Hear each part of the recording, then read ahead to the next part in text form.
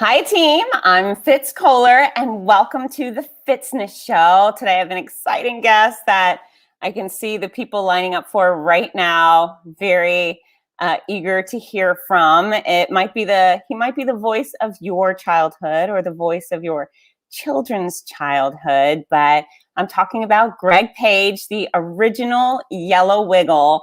And like many of us, I was introduced to the Wiggles when I had children, and man, they were a much more enjoyable option for adults than some of the other things my kids were into. But one of the things I really valued is the fact that they were offering quality entertainment, and I would find myself dropping my kids off and then still cruising around town listening to Wiggle tunes just because they were really good singing along, which is not something I would have done with Barney or the Teletubbies. But yeah, Greg Page is, for all intents and purposes, a very sweet man. And I have to say, before we get started, that I first started interviewing / working with the Wiggles back in 2011. And that was right as Greg had taken a break for medical purposes. And I was so disappointed that I did not get to interview and meet Greg back at that point. And I worked with the Wiggles a few more times, still missed out on the opportunity. And then fortunately, he rejoined the group for a retirement tour. And I got to interview Greg in Jacksonville, which was a great thrill. And then the news anchor I was working with went back to the studio and deleted the footage. So I was in a little bit of agony over that. But this is redemption right now. So I am very proud, very pleased to introduce the one and only Mr. Greg Page. Hey, Fitz, how are you? I'm so happy to have you here. Thank you for joining us. Keep your finger away from the delete button, though, okay? It's one of those things that has bothered me for quite a while now. So right before we were getting started here, I was thinking, oh my Lord, I'm finally making it happen. So thank you. You've resolved some issues for me. Well, I'm glad I could help do that for you. I'm very pleased to be joining you. Thank you so much for asking me to be part of your live stream today. Of course. So you have some very interesting experiences to talk about, and I am a health and fitness expert, and you had a heart attack last year, which I definitely want to get to, and the whole circumstance is very interesting, and what you've done with it post-heart attack is very, just awesome for society. But I want to start, so many people have no idea what the creation story is for the Wiggles. Do you mind sharing? Yeah, look, it's a very interesting story indeed. And really, it goes back to the time when I was at university studying to become a teacher. And Anthony Field, the blue Wiggle, and Murray Cook, who was the red Wiggle originally, we were all at university together. We kind of knew each other already. I already knew Anthony. Anthony had met Murray at university. They were 2 years ahead of me. But we just had a passion for creating music and educating children. So we put those two things together. And it was Anthony's concept. Anthony said, look, I've been listening to a lot of early childhood music, and I think we could write some songs that would be just as good as some of the music I've been listening to. So why don't we give it a go? We got together, we just bounced around some ideas, and I guess the rest, as they say, is history, but there's a lot more detail to it. But it was an amazing time because none of us knew what lay ahead. There was no plan for it to be anything other than just some songs that were good quality for kids. And I think that pure intention is the reason why it was successful, because we weren't trying to become this monolith empire that people often say, oh, it's a massive empire you created. Well, it may have ended up that way, but that wasn't the plan. And I think that's really the reason why it was so successful, because we came to it with pure intention. Yeah, and so I recall some little side stories. Wasn't your main kind of big boost was being the opening act or the intro to a Barney video? Is that right? In the US, it was, so we'd been going, by that stage, we'd been together for about 8 years in Australia, 7 or 8 years. And we had this opportunity to come to the US, which we were hoping to kind of break into the US. And we had the opportunity to perform during the intermission break for the Barney live shows. And that went really well. It was quite amazing because, we were playing to a cold audience in the sense that they didn't really know anything about the Wiggles. But when we came out onto the stage at the intermission break, because the Wiggles songs are always so interactive, we get people to do actions with us, people were there like that, and it was just amazing to see. So that was really the big break when people became aware of the Wiggles, and it's always been the magic of the Wiggles, I think, is best experienced in a live show. So for people to see that live, that was a great way for them to be introduced to us, because if it had have been purely on video, it might not have resonated in the same way. Well, I can tell you that I've actually been to like 8 or 9 Wiggles shows, and they are spectacular. They're that good. And one of the things I really enjoy is not only how charming you all are with the children, and you can tell that's so very genuine, but you throw these underlying adult clean jokes so the parents are having a good time too. Yeah, and that's something that we kind of, I guess because we did so many shows day in, day out. Like when we started in Australia, we would do 4 shows a day some days, 6 days a week. So 24 shows a week. And every show was the same. Every show, the set list was the same. So as a way of keeping ourselves sane, I guess, we'd make little jokes to each other. And of course, because it is for children, we had to keep them clean. We couldn't do any entendres or anything like that, because that's be good, right? So we had to keep clean jokes. But we would throw things in that would be at an adult level so that, we ourselves knew what the gags were, but also we could include the parents in it. And it wasn't excluding the children, because we were always making sure that the children were included in what we were doing, but we would just throw in these little one-liners that the adults could appreciate. Yeah, I imagine you guys must have had a hell of a good time on tour. Oh, we did.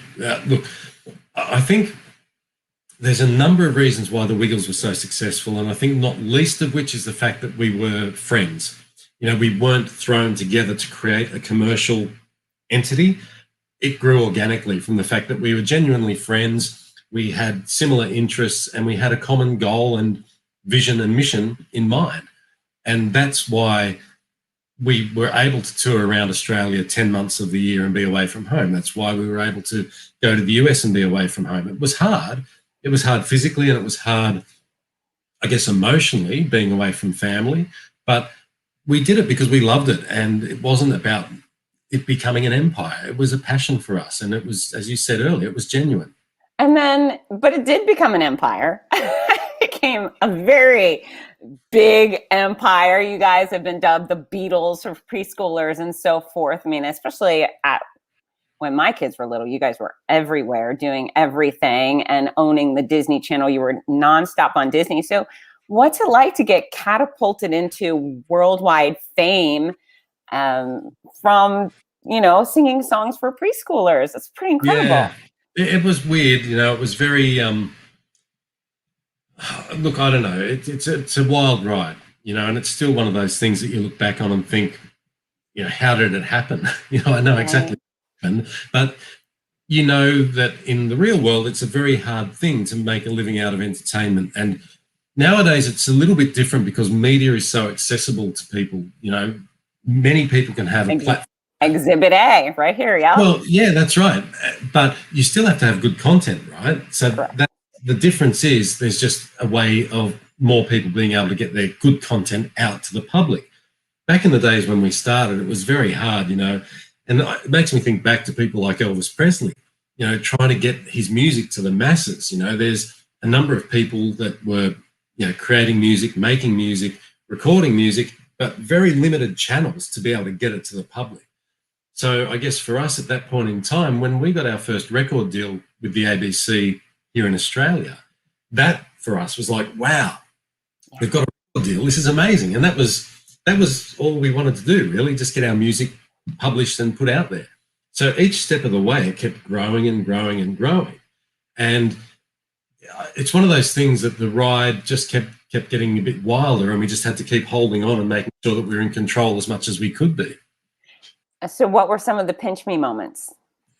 Oh, wow, like heaps. So number one, getting that first record deal with the ABC. That was a pinch me moment. It was like, wow, is this really happening? And I think because Anthony had a level of success with his previous group, the Cockroaches, I think he knew what some of the potential might have been for this, whereas I had no idea. I mean, I knew that the Cockroaches were a successful group. I knew that there was a pathway to success, but not in this space, not in the early childhood space. So to be able to get that first record deal was a pinch me moment. Then I think another one was when we sold out our first show of 500 people. 500 people coming to a show. That's another moment. It's like, wow, people are paying money to come and see the Wiggles. Then, of course, going to the US, being able to fly to the US and do a show for people that weren't from our own country. Right. At Disneyland in LA. So to be performing at Disneyland, another pinch me moment. Then, of course, as things grew and grew, the venues we performed at got larger. So we were performing to 1,000 people per show. Then it was 5,000 people per show. We did some performances to 10,000 people per show.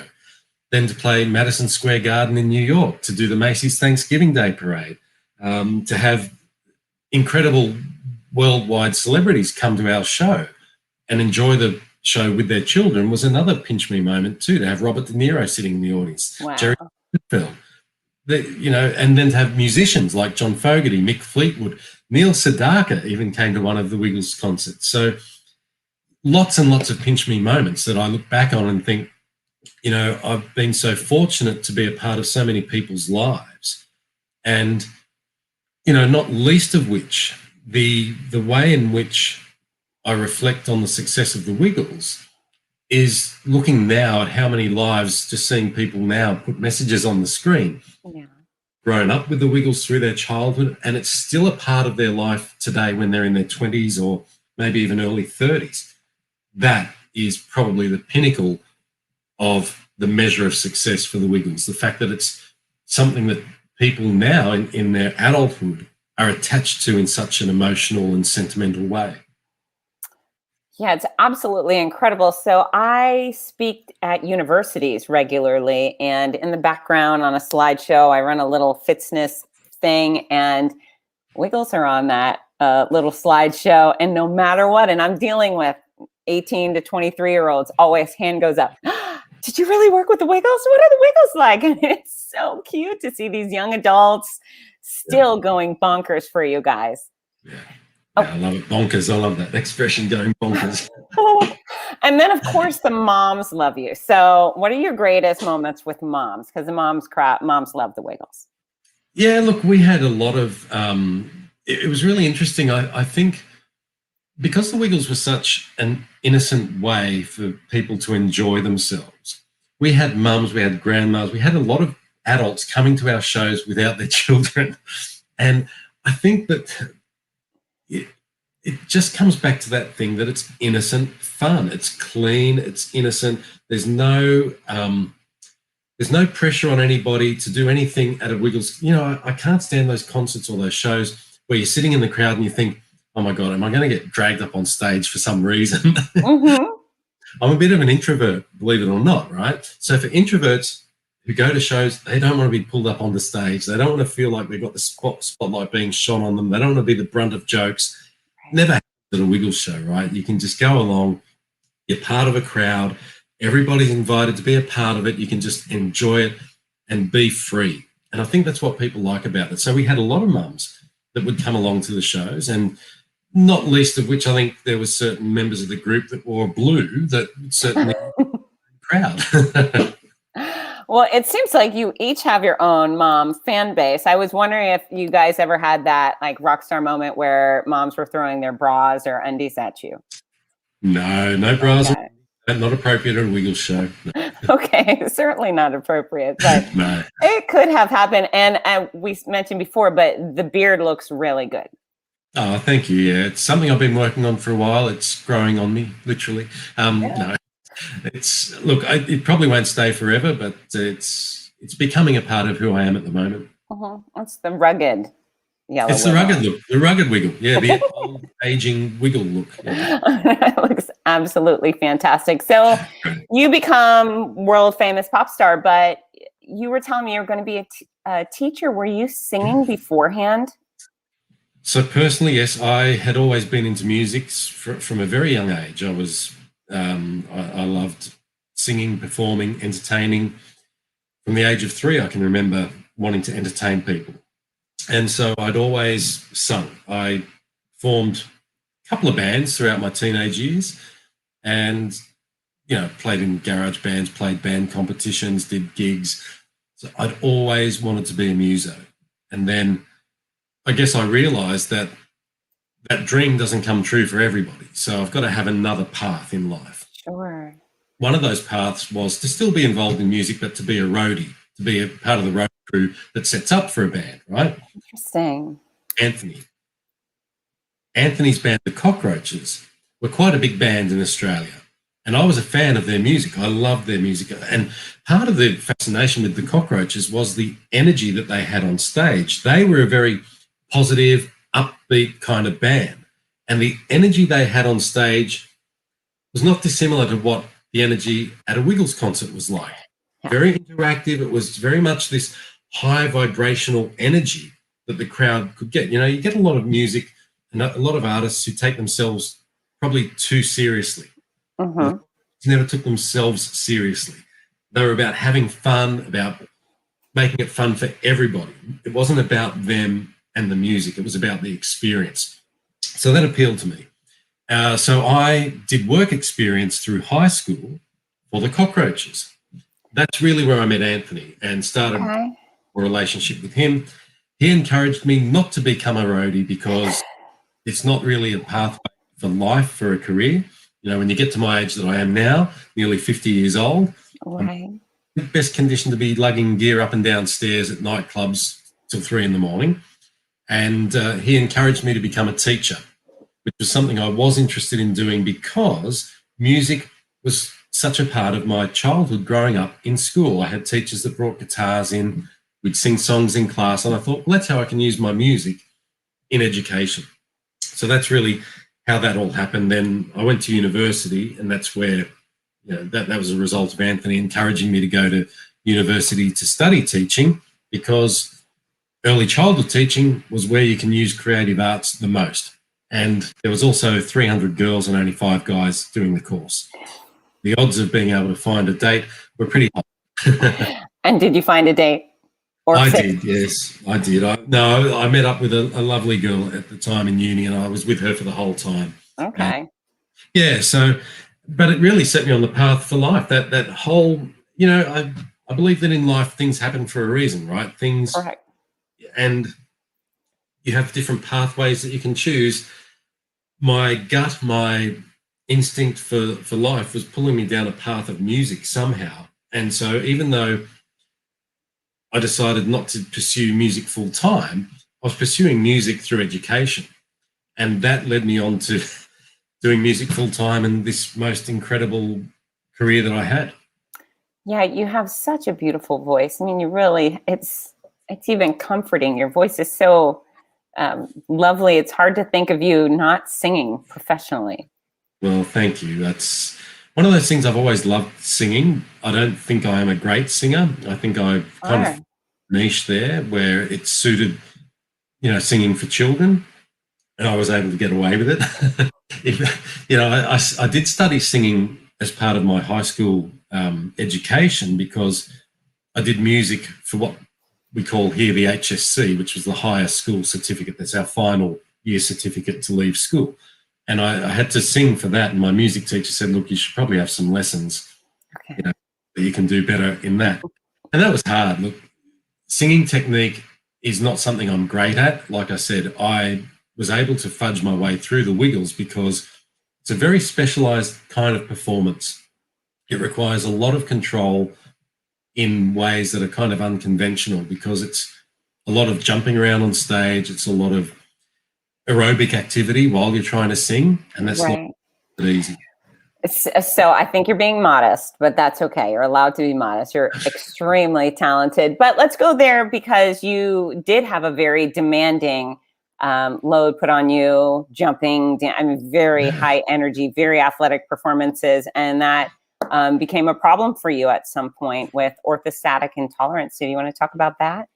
Yeah, so around about think it was the end of 2005, I started to feel a little bit unwell. I had a hernia that I needed to have repaired. So I took a little bit of time off then to get the hernia repaired. Subsequently, I had another hernia that needed to be repaired as well. Wow. And this time, these feelings of unwellness, I was putting down to the fact that I'd had these minor operations. And they were minor, but I still had to recover from them and probably went back to wiggling a bit too soon, perhaps. Okay.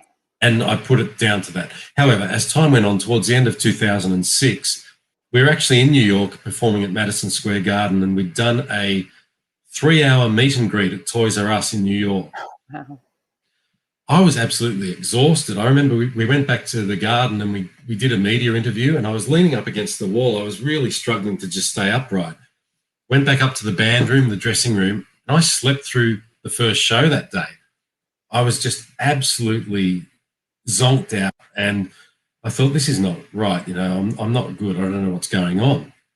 And, I didn't take it lightly, missing shows. I always hated missing shows. So for me to sleep through a show was just absolutely abnormal.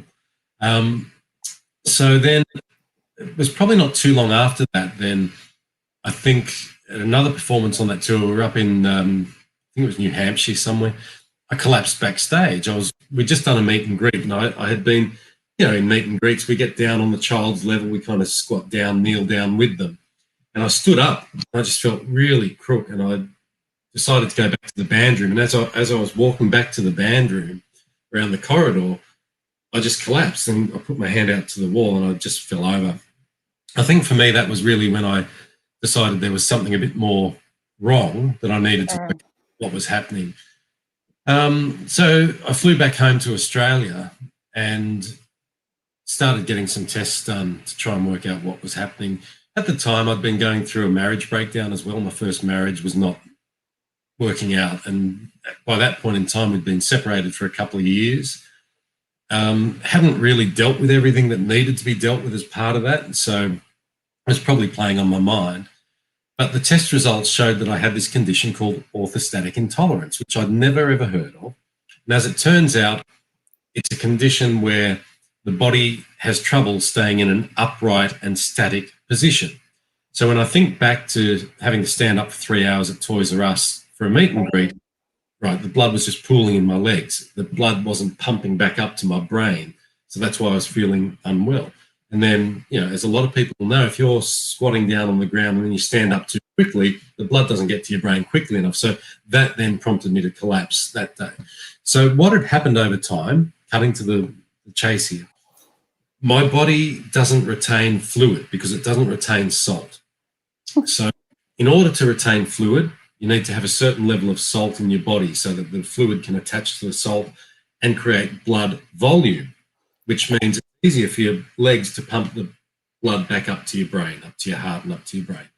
So being depleted of salt meant that every time we were doing a wiggle show and I was losing 5 litres of sweat a day, I would try and hydrate myself. And over a period of years, I just was not getting rehydrated. So I was very, very dehydrated, which led to my body not being able to have the volume of blood in it that it really needed to keep me standing upright. So that's a very long explanation. That's kind of quite a detailed explanation, but probably good for people to hear and understand. Yeah. So when I left the group, I made the decision to leave the group. I didn't have a diagnosis for what was wrong with me, but the guys needed some clarity on whether or not I was going to be part of the group. And I said, look, I don't know. I just don't think I can commit to doing anything because I don't know what's wrong with me. And you were in your 30s, right? I was 34, I think, at that point in time. Yeah, 34. Crazy. There was all sorts of investigations. They were investigating my brain. They were investigating a whole range of things. And some of the things they were talking about were quite scary. They were talking about something that could have, been terminal within 12 months. And that was scary to look at without knowing what the reality was. But as we know, it turned out that it wasn't that. And it was something that I would have treated and managed. And I think, look, the right decision was made because had I had to go back to the Wiggles then, I would not have been able to treat the underlying condition, and I would have gone back to doing lots of shows, losing sweat, getting dehydrated again and possibly being in the same situation. So, yeah, it was the right decision. And, life happens and you go with it. Yes, a life does happen. I've had my You can't own stop little... it. You can't stop life from happening, but, it can stop you in your tracks sometimes. It sure can. So you kind of refocus, change gears, but then you decide to perform with the Wiggles here and there. Sometimes you guys get back together and do some stuff. Yeah. So going back though to what you said earlier, in 2012, the guys asked me to go back to the group it was originally only going to be 8 months, and they were transitioning from Sam, the yellow wiggle who took over from me. They were transitioning from him to another yellow wiggle, and they asked if I would go back for 8 months. And that invitation was great because it actually gave me the chance to do some more shows, knowing that it was my last shows. Because when I left that tour in 6, it was like, I'm just going off tour, I'll get sorted out and I'll be back doing shows. So my last show, I didn't know it was my last show. So there was always that, I guess, that little bit of grieving or something that... Right. For me. So it gave me a bit of closure, which was great. But in that time that I went back in 2012, Murray and Jeff decided that they would retire at the end of that year. So they asked if I'd stay on until December so that I could leave, which I was going to be doing in August that year anyway. But then I could leave in December with Murray and Jeff, and it could be the final show of the original Wiggles. But then after that, I can't remember, I think it was Anthony's idea to get the original Wiggles back together for all the kids that grew up watching the Wiggles who are now in their late teens and early 20s, and do a show at a pub here in Australia. And we did that, and it was a very successful event. And, yeah, just great to see those kids that had grown up and are now adults enjoying their childhood once again.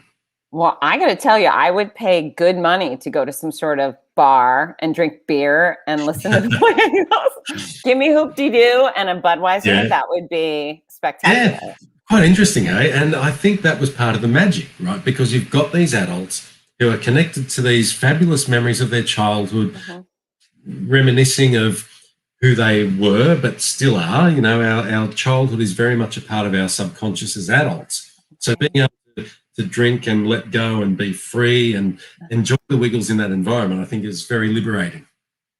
Yeah, now this is what I want to do. This is my bucket list now. Yeah. I had a bucket list, but that's officially on it now. So you start reconnecting, doing performances for adults. And then in 2020, you're at a performance. Was it for adults for the... Okay, so you're at a fundraising concert for relief for the brush fires. Bushfires, yeah. So we'd had a pretty bad summer with bushfires here in Australia, mostly in New South Wales, which is the state where we live. And it was about the 5th of January. Anthony sent an email around and said, how about we get together and do a show to raise money for the bushfires and, give back to the community. And within an hour or two, everybody on the email chain had said, yep, count me in. So we settled on a date. And within days, the Wiggles had organised this event. They'd booked the venue, they'd got the crew together, got the team together, got the dancers together. It was just amazing how quickly it came together. And when the tickets went on sale, I think the 800 tickets for that first show sold out in like 30 seconds or something like that. So many, many people missed out. So we put a second show on sale, and that sold out in 30 seconds as well. So 2 shows were sold out. So the first show that was put on sale was the Saturday night, the 18th of January. The second show that was put on sale was the Friday night. So the Friday night became the first show, even though it was the second show that was put on sale. Okay. And so, so tell us about that, because you end up having a crisis during that. Yeah. Shows. So the day before that first show, so on the 16th of January, it was my 48th birthday. So there I am having dinner, enjoying my birthday with my family. The next day, go about doing my everyday things. In the morning, I went to the gym, worked out, came back home, did a few odd jobs around the house, and left for the venue to go and do a sound check and get ready for the show. Did the show, and I guess in the lead up to the show, I was conscious of the fact that it was going to be demanding because I hadn't done a performance with the Wiggles for a while.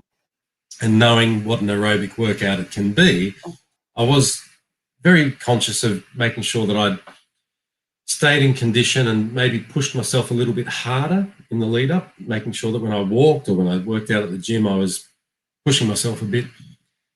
So I don't remember much about the show at all, to be honest. But at the end of the show, I do remember being not unwell, but out of breath. And that would not be unusual for a Wiggles show, for me to be out of breath. But then I collapsed at the end. We got through the whole show except the encore. So we were leaving the stage and I just collapsed. And what had happened is I'd had a massive heart attack. I didn't know I had heart disease, and that was undiagnosed. So I had no warning signs or anything to hint that there could be something wrong. And a little bit of that plaque or that disease in my artery had broken off with the high flow of blood through my heart because of the physical activity of the show. And when that plaque broke off, the blood clotted around it, and it just 100% blocked off one of my main arteries. And that sent my heart into cardiac arrest. So pretty much I went from standing, looking normal and healthy. I mean, I've looked at pictures from beforehand. It didn't, I certainly wasn't clutching at the chest like a heart attack victim would be. I wasn't in pain. I just went bang down on the ground and could have been gone like that. But I guess it's important that people understand the difference between a heart attack and a cardiac arrest, because quite often people use the terms interchangeably, but they're two different things. A heart attack is a plumbing problem. So it's a blockage of the artery that stops blood getting to the heart muscle. And so if you would imagine squeezing a rubber band around your thumb and leaving it there for some time, your thumb will turn blue because it's not getting blood supply to it. That's like a heart attack, right? So the heart is under attack because it's not getting blood flow to supply oxygen to the muscle. So the muscle is being deprived of oxygen. It can't work properly. And the longer that goes on, it can lead to a cardiac arrest, because with the heart not getting enough blood, it just goes, what? It freaks out. And the electrical system then goes haywire. So a cardiac arrest is a dysfunction or a malfunction of the electrical system of the heart. So two different events, they can be related, but not always. And certainly a cardiac arrest is not only caused by a heart attack. It can be caused by a number of different things. So it is important to understand that they are different. They can be related. So in my case, they were related. I had a massive heart attack that sent me into cardiac arrest. So heart attack my wife is a cardiac nurse, and she's been doing that for 25 years or more. So she knows a lot about this. And she has actually said to me over the years, you need to watch your diet, because I don't want you to be a heart attack victim by the time you're 53. And wow. 48, there I was basically dead on the floor, victim of a heart attack. Now, she was watching the live stream of the concert at home with the kids, and my parents were at the live show with my sister and her kids, because my sister's kids grew up watching the Wiggles, and they wanted to come to the live event and see it. So when Murray came out and said, look, Greg's not feeling well, but we're going to do hot potato. So Vanessa texted me and said, when you get this message, can you just text me and let me know everything's okay? She didn't hear from me for a while afterwards. So she rang my parents, who by this stage were up on the stage. They'd gone backstage to see what was happening. CPR was going on, trying to resuscitate me, trying to use the defib to shock my heart. And Vanessa said, look, what's happening? And Dad said, we think he's had a heart attack and the ambulance is on the way. So for a cardiac nurse, knowing the difference between a heart attack and a cardiac arrest, Vanessa's imagining that I'm sitting on the side of the stage, conscious, Lord, clutching my chest, feeling in pain, but there was an ambulance on the way to fix me, take me off to hospital and sort me out. She didn't know I was on the floor trying to be resuscitated by people. And so, you were dead for all intents and purposes, look, right? Basically, yeah. And had Dad said he's had a cardiac arrest and they're doing CPR, she would have been in a very different state of mind. So she's kind of great Dad didn't say that. Right. Yes, this is to highlight that point between the difference between a heart attack and a cardiac arrest, because they mean two different things. yes, a heart attack is a very dangerous situation for someone, but at that point in time, whilst they're having a heart attack and they're conscious, they don't need CPR. They don't need a defib or an AED put on their chest because they are conscious, they're responding, their heart is still beating. They need to get to hospital though, because if that heart attack doesn't stop, they will end up in cardiac arrest most likely. So as I keep saying, they're related, but they're not the same thing. When somebody's in cardiac arrest, that person's not responding, they're not breathing normally or at all, and they need CPR straight away. So luckily for me, there were 4 individuals that night who were around and they played a part in my successful resuscitation. 2 of them were Wiggles employees. One of them was the drummer, Steve Pace, and the other was Kim Antonelli, who'd been selling merchandise. It's just an amazing story. It blows my mind every time that I think about it, that everything went right for me that night. And with cardiac arrest, the stats pretty much globally, the stats are that 90% of people do not survive a sudden cardiac arrest. And that just blows. 90% of people don't survive. So I'm 1 in 10. And it's just a really powerful message for people to understand that when somebody's in cardiac arrest, any attempt at resuscitation is better than no attempt at all, because if you don't intervene, if you have that mindset of, look, I'm not trained, I'm not qualified, what if I make that person worse? There's no way you can make that person worse, right? If that person's on the floor, they're not responding and not breathing, they are going to die without intervention. So doing something is always better than doing nothing, because at least if you do something, there's a chance that that person can survive. And, luckily for me, the 4 people who responded were either trained in first aid and CPR or they were medical professionals.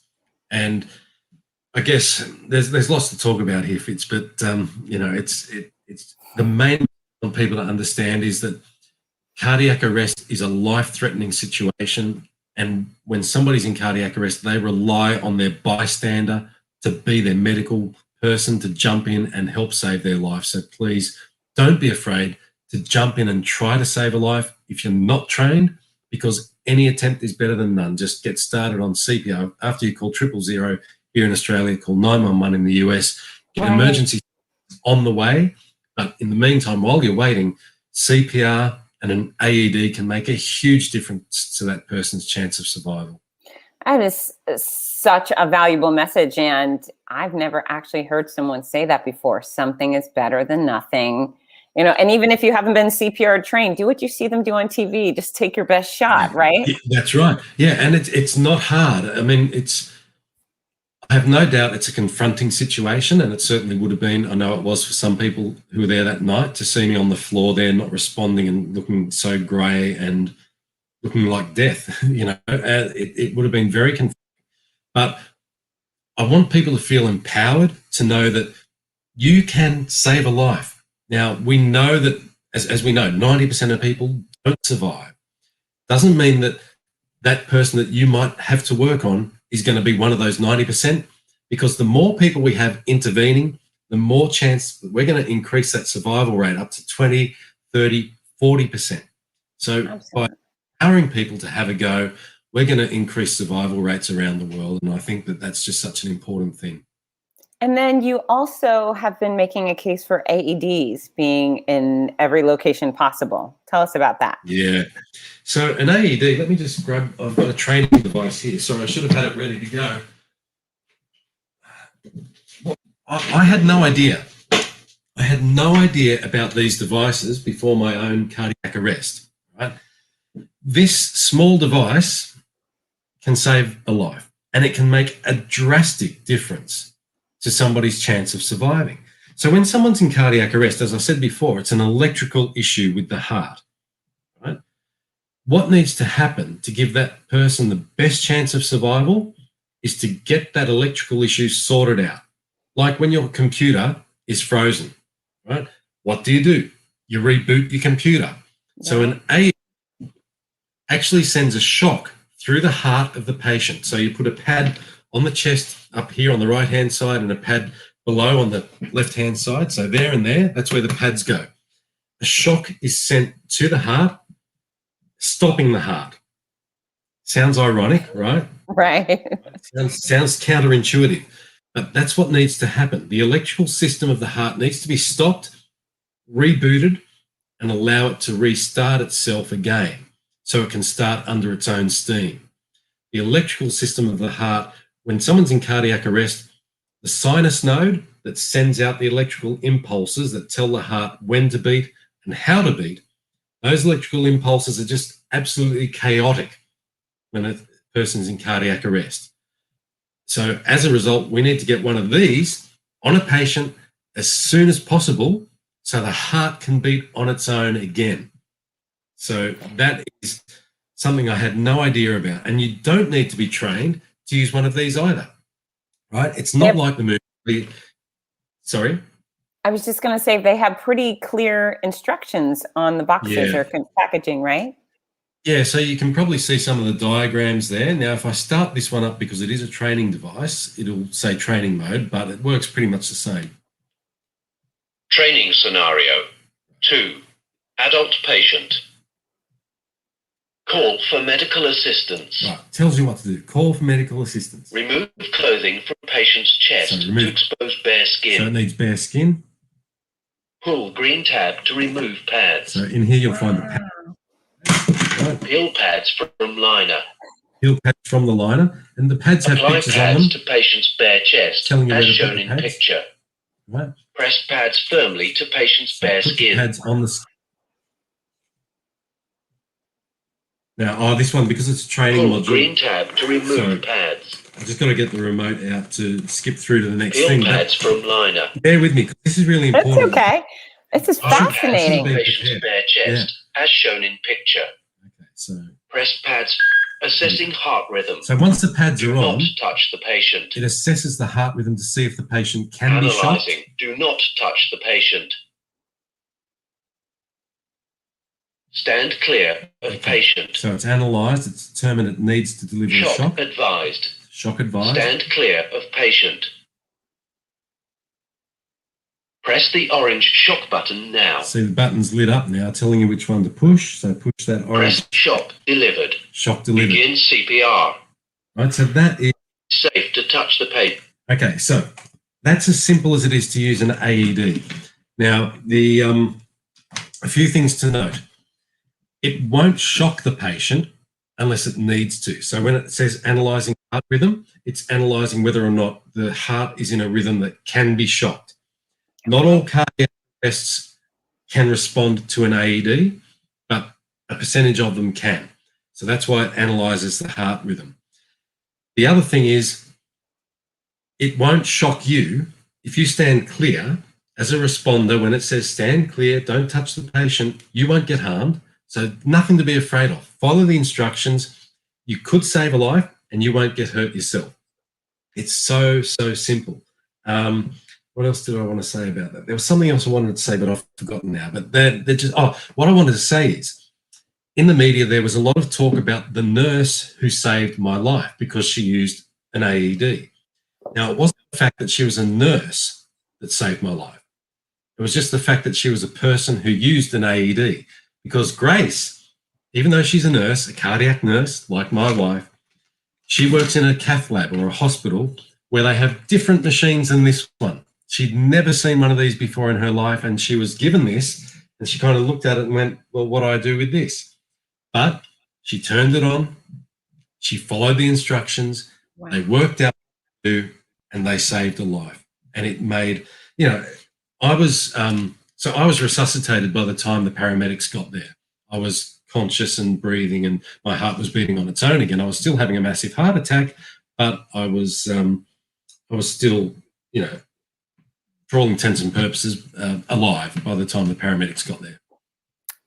I got to tell you, Greg, I've interviewed hundreds of athletes and performers and so forth. This is probably the most fascinating interview I've ever done. That was magical. And, I'm very sciencey and pretty astute with medicine. And I've never seen that used before. That was such a good lesson learned. And I think there's a heck of a lot of people watching this and a ton of people that will watch it on replay, and this will save Good. somebody's life. This is yeah, it's so empowering, isn't it? When you realize I am constantly, I mean, of course, because I'm the beneficiary of what this device can do, but just blown away by the technology in these things that, yeah, okay, sure.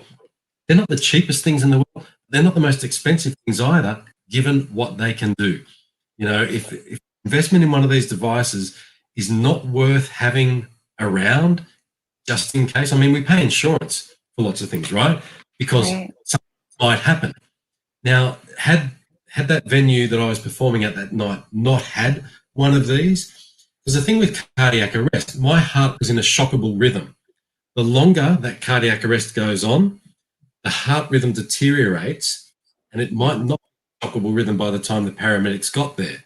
So that's a very different scenario. So the quicker you can get an AED onto somebody, the quicker you know if it's shockable or not. And if it is shockable, it's going to be able to shock that patient before the paramedics get there. Because quite often, I know in Australia, our average response times for paramedics somewhere between 8 minutes and 12 minutes. That's long. By 12, well, it was 12 minutes for me. By the time 12 minutes is up, you've got about a 35% chance of being shocked by an AED. So that's why they say the survival rate is so low, because a lot of the time the paramedics don't get there quickly enough, and there's just not enough of these out in the community to be put on people to try and save a life before the paramedics can get there. Yeah, I have a good friend of mine who was saved by an AED at the local health club, and it was the custodian who ran over and he couldn't get it unlocked. So he punched a hole in the glass, accessed it, and they saved his life. Thank goodness. He was a wonderful man. And then that custodian was a superhero with his cut up hand, saving a life. I mean, do whatever it takes. So you mentioned the price tag, and I believe you work to do some fundraising to get more AEDs put in various locations, correct? Yeah, I do a number of different things. So I have a sort of commercial role that I work as an ambassador for Stryker, the company that made the AED that saved my life. But the bulk of my work is actually done with this initiative here called Heart of the Nation. And that's my charity that I've set up to try and raise awareness about AEDs and where they are in the community, because a lot of the time they're stuck out the back in an office somewhere that the public never see. And if somebody has cardiac arrest in a car park, there could be a business that has an AED, but those members of the general public would not know that the AED is inside. So that's why this has been established as an initiative to say, okay, well, if you're a member of the Heart of the Nation, you put this sticker on the front door or window of your business so people walking past know that you've got one inside somewhere. So that if there is an event that happens nearby, you can immediately look around from the outside and go, okay, well, that business there has an AED. I'm going to go and ask where it is. Let's grab it and use it. And we've got over 370 locations around Australia now that have signed up to this, which is great, but it's only a fairly young initiative. It's growing daily, which is fantastic. We're about to sign off another 400 locations, so it'll bring it up to around about 800 locations. And I just think it's so. I just want the people that have an AED to put their hand up and be recognised and say, look, we've got what it takes to try and save a life. If somebody's in arrest, an AED can make a huge difference to that person's chance of survival. So come and let us know if you need the AED. We'll lend it to you. And I hear stories of, you know, businesses that have their AEDs out the back, but they're happy to let people come and take it if somebody needs to be the beneficiary of using it. You know, it's so amazing that nobody's done this before. I'm just glad that I'm doing it now and people are getting on board, and it's going to become a movement that hopefully will take the whole nation. And I've had people saying, well, you should start this in the US. We've had people in New Zealand ask about it as well.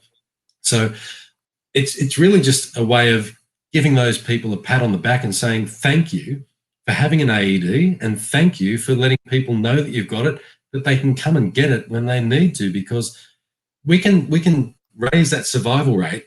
10% is just ridiculously low. 10% survival in 2021 in modern worlds where we have technology accessible, where we're also working on an app. We're working on a lot of things. We're doing work in this space to try and increase the availability of the links in the chain of survival and to make sure that we're ironing out the kinks that exist in the chain currently, because there's lots of kinks in the system that prevent the interaction between our emergency services and community connecting in the best way possible. So we're trying to get that to really strengthen up and get to be a much stronger chain of survival for more people. So two things. Number one is I'm so sorry you had the heart attack and the cardiac arrest, but I'm so happy you're using it, and that's a special gift that you have that many other people do not, is you have this incredible platform to be able to change behavior and take action. So, I'd never go back and have you relive that, but way to make lemonade. And then, in the United States, heart disease is the #1 killer of both men and women. And people, two things, they don't know the signs and symptoms, so they ignore them. They see them coming on, they feel the flu-like symptoms, the pain in their chest, the breathlessness, the fatigue, and they ignore it and just say, oh, well. And, my case is if the check engine light goes on in your car, you instantly go to the mechanic because you're terrified it's going to cost you a fortune. But if you ignore those red flags in your body, it may cost you your life. It's just your message is powerful, not only to have an AED. So if you guys are watching out there and you own a business or you're in a management position and you can make that happen, you should. And and then you should also be aware of your own body, listen to the signs and symptoms, because life is good, right? Life is great. Yep. And, I left that day to go and do something that I've done many, many times before, thinking I was going to come back home, and I nearly didn't. And that just doesn't terrify me. It just makes me very reflective and every day I just am grateful. Every day I think of my responders who saved my life.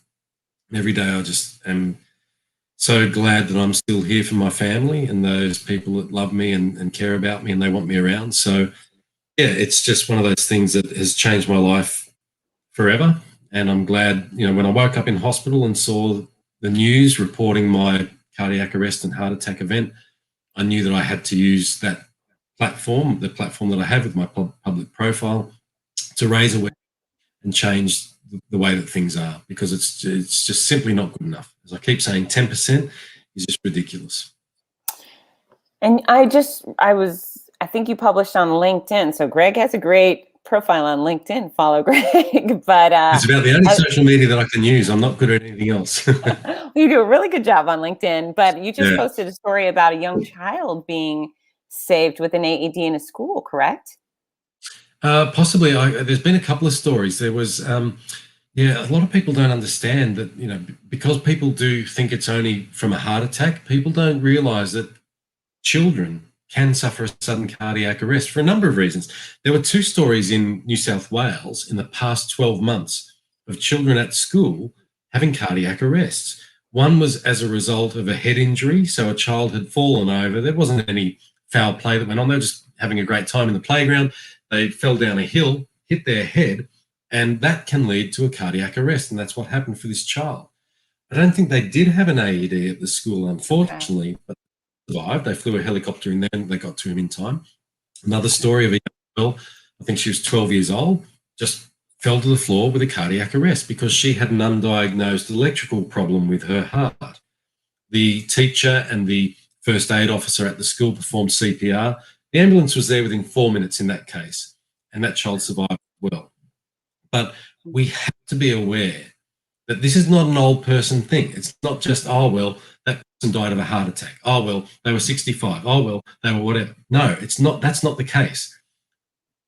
With Heart of the Nation, the charity that I've set up, there are 2 survivors that are part of the movement who are in their 20s. One is 28 and one is 24. They were both playing sport at the time of their cardiac arrest, because sport, increase in physical activity, can bring on a cardiac arrest for people who are predisposed for whatever reason, whether it's through heart disease or through an electrical congenital condition that they have. That increase in physical activity can bring on a cardiac arrest. And that's what happened for these 2 gentlemen. Jesse's 24. He's 24 and literally dropped dead. Alex is 28, or he was 28 at the time. He had a cardiac arrest as well at cricket training. one of those situations, I won't name which one, but at one of those situations, they had an AED at the venue, but nobody could find it. Oh, Right? God. This comes back to being aware that there's an AED somewhere in the building. At the other one, they had an AED as part of the club, but they'd sent it off with the older team because they felt that the older team who was not there that day were going to be more at risk. It doesn't work that way. You can't predict who's going to have a cardiac arrest. So it's just awareness. It's not an age thing. It can happen short. It happens more in older people. So I guess, yes, the risk profile is higher there. Doesn't mean it's not going to happen for younger people. So as a community, all need to be prepared and aware. I love it. I love it. Just like a fire extinguisher, get yourself an AED. And I know they have even smaller ones for a household too. So you can own one in your home. Absolutely. And 80% of cardiac arrests happen in the home. So yeah, the stats on this journey, it just blows your mind that there's not more being done. And I really believe that our governments need to do more to step in to save lives, because every life lost is not just the one life that's lost, it's the surrounding lives that are affected by that loss as well. Yeah. I hate that I have to do this, but this is the only way that politicians listen, when you put it in economic terms. They don't care about the fact that lives are being lost and families are being destroyed. They Broken only hearts. they don't care about that. They care about the dollars. And when you look at the economics of it, it makes sense for governments to be contributing financially to these devices being out in the community, being available in residential areas where the majority of cardiac arrests are happening. So that's another mission that I'm going to undertake shortly. Is we've done some preliminary work on that at the moment, on the economics of it, but it does make sense. And I'm going to be presenting that to at least our government, and hopefully on a platform for governments all over the world to understand that they need to take a greater role in this, because this problem is not going away. Year after year, the survival rate is not really improving. Yeah, well, you seem fired up about it, and I think you'll... I do get fired up about it. Hey, you know what? It's when you know better, you do better. And again, you're doing better, but why not convince other people to and save their lives as well? So I just got done with breast cancer, and so I've been traveling the country saying, squeeze your stuff. It's your hands, your stuff. Have a squeeze. There's all these little and big things that we can do to preserve our longevity and quality of life. And the stuff you're preaching makes a lot of sense.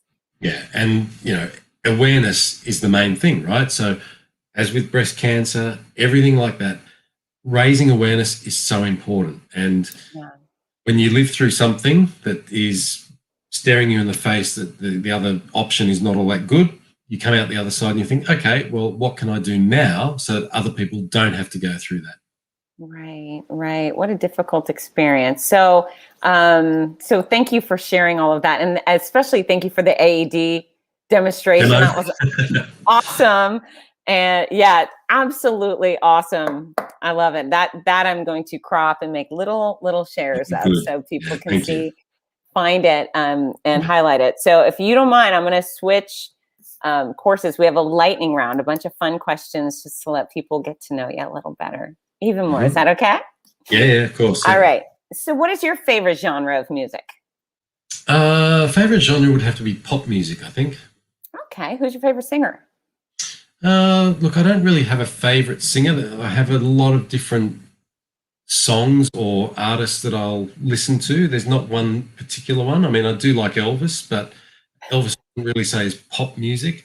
I think in terms of a genre, it would be pop music. In terms of an artist, it would be Elvis. Oh, very sweet. And do you have a favorite song? I mean, I'm sure you have a ton. What comes? I have a ton. I do have a ton. If you were going to go exercise, what would be your go-to song? I don't usually exercise to music. I really don't. Yeah, I don't. When I exercise, it's about me and about having time with my thoughts and time to, I guess, connect. And I don't like the distraction of music because when I have music on, I am distracted by it. I can't do music and other things at the same time. So favorite song though, if we talk about pop songs, I reckon two of the greatest pop songs ever written. One is Sugar Sugar by the Good choice. Yeah, now if that's not pure pop, I don't know what is. Brilliant song. Another great pop song that's kind of a disco song is Dancing Queen. I think that is an absolute cracker. ABBA wrote amazing songs, and Dancing Queen, I think, is just an absolutely brilliant one. Their greatest hits album is something you could just take on a car trip and listen to the whole way and sing really loud. Do you sing obnoxiously loud in your car? No, I don't sing in my car at all, to be honest. I don't think. No. That doesn't make any sense. I don't think I make much sense, to be honest. That makes very little sense. Okay, who's your favorite rapper? Probably no one. I'm not a big fan of rap at all, I'm afraid. Okay, all right, fair enough. Who was your first celebrity crush? Oh, gosh. Gee, that's going back a long way. Look, possibly Marsha Brady. Oh, very cute choice. Yeah. Nothing wrong with Marsha. Marsha. Yeah, Marsha. Sorry, Jan. That's right. Jan.